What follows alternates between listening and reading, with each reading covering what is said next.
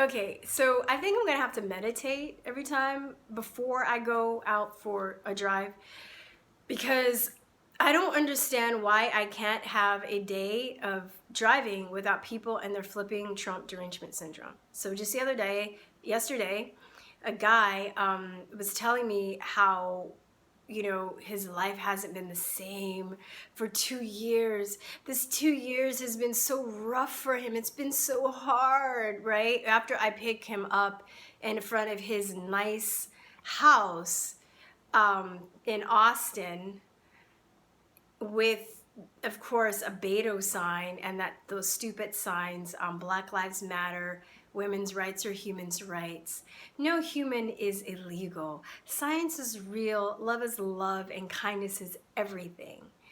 And I just, I love it how I pick these rich ass people up with their, the women that like complain about like being oppressed, with their clitoris intact and their short skirts and their air conditioned like 2-story 5-bedroom houses. I I just can't take those people seriously. I just can't. I can't. You know, I can't. But yeah, like he was just telling, I was just like, I always try and be as diplomatic as I can. I know that I can be snarky. I'm not always snarky. So I was telling him about like how, you don't really have to, just because the person that's president or the person that you want to win didn't win, isn't, president, doesn't mean that your life has to stop. I think a lot of people don't understand that are having the Trump derangement flip outs. Like they think that like their life has to stop for some reason. I don't really get that. I mean, I really, really, really hope Beto loses and Cruz wins. Or if there's somebody besides Cruz that I'm not aware of. I'm not really a huge Cruz fan, but if I had to choose Cruz over Beto, I'm choosing Cruz. Just saying. So, but anybody but Beto. But if he wins, then I'm not gonna like stop my life. I'm not gonna be crying and rolling around in the street like a 2-year-old toddler. I don't like.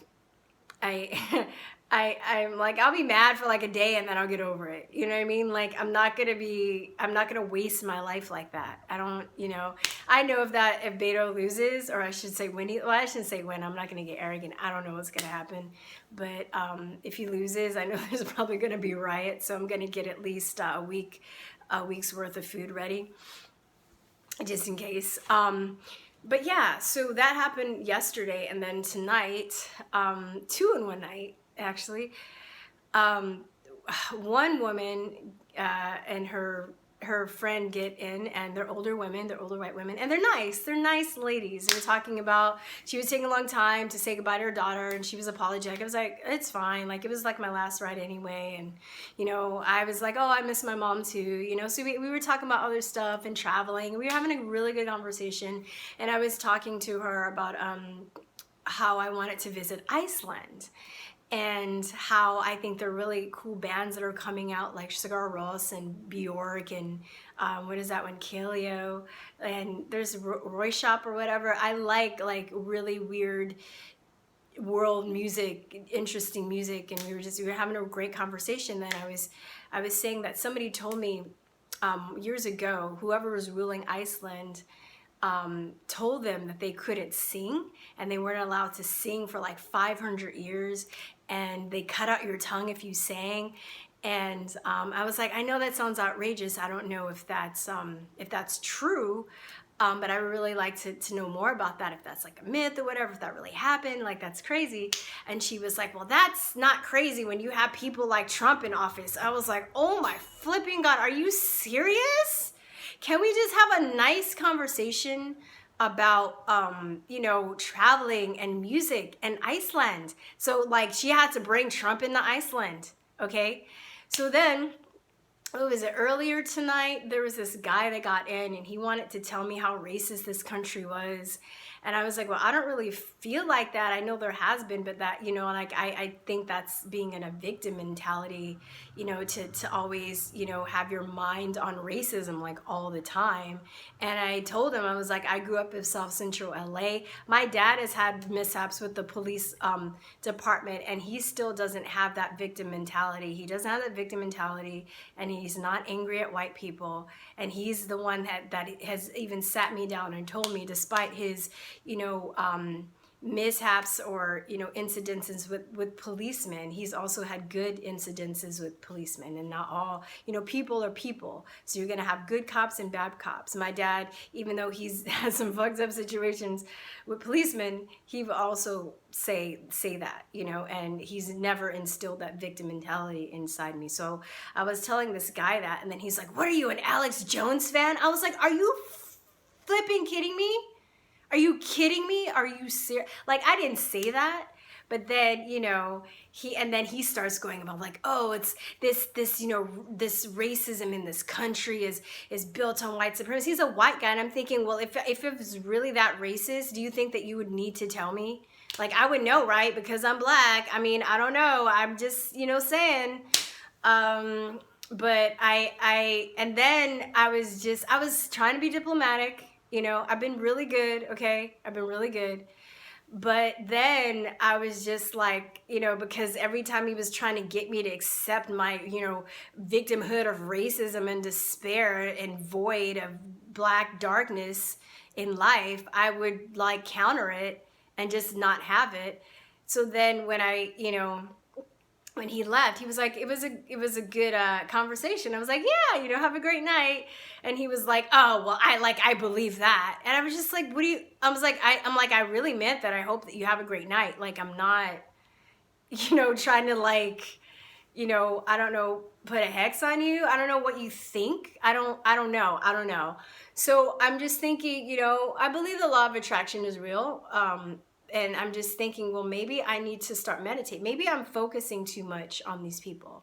But it's really hard. Like I was driving around Austin, and I saw this sign that says Scalp Trump. And then I saw another sign. It was like a restaurant. It was on the marquee that I forgot what it was. I'm going to have to see if I can take a picture of it. But it was basically a marquee making fun of Trump and Trump supporters. And I was just like, wow, like your business like that? Okay, but I guess they can get away with it in Austin since there's so many people with Trump derangement syndrome here.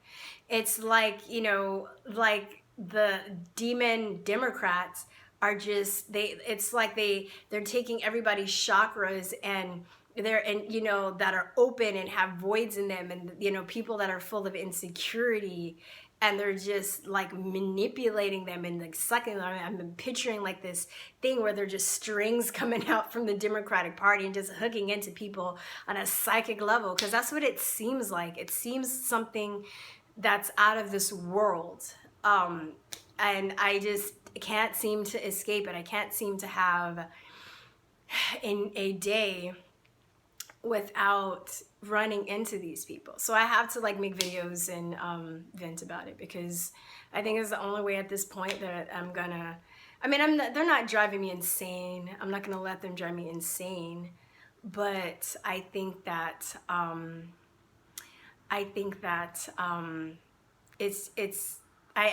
feel bad for them, because the state of paranoia and ignorance that they're living in and victimhood is really crippling, and they're like lame losers, and I wouldn't want to be their friend. I mean, I couldn't imagine, even if Hillary won, like I was sad like the day I was depressed, and I was like, oh, this sucks, you know. But I know that I wasn't gonna like let that affect me until the next presidential election, it looks like. And I just think things are just gonna get crazier. So I feel like I've been out of frame this whole time, but whatever. It's 3 in the morning, whew, or it's just 4 in the morning. But I just had to vent. It really helps me when I hear your Trump derangement syndrome stories. It's kind of funny. Hopefully, you know, I try not to be, what's the word, depressed or like pessimistic, but it seems like it's gonna have to come to a physical war, because I feel like there's no reasoning with a lot of these people.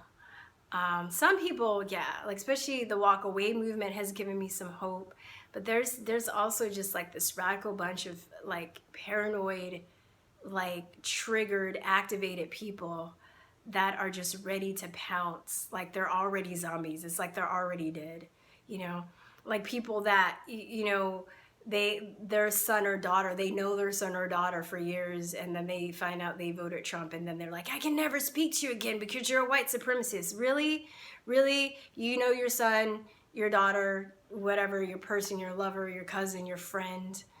Oh yeah, there was another guy, basically same thing, you know, and I disagreed with him, you know, very politely. I was like, well, you know, you're gonna not, he said his friend went off the deep end because he's a right wing, and I was like, really? Like he didn't, like, you know, sleep with your girlfriend or like steal your money or wreck your car or anything like that, but you're not gonna be friends with him, a guy that you've known for like 20 years because he's right wing, you know? And then he started pouting. He started pouting like a 4-year-old. I'm like, is this grown ass man pouting in my car, like folding his arms, and it got all quiet. And I'm just like, are you flipping kidding me? You're pouting like a 4-year-old?